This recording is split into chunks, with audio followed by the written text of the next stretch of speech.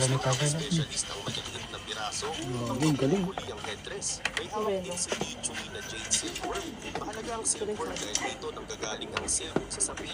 Yung bubog ng ano, ng bato, ng fluorescent lamp, ginawa niya ano, ginawa niya yung decoration, yun.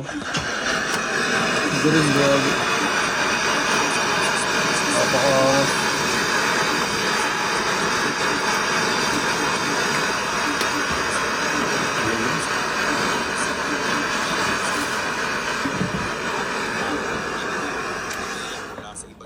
Palis, galing.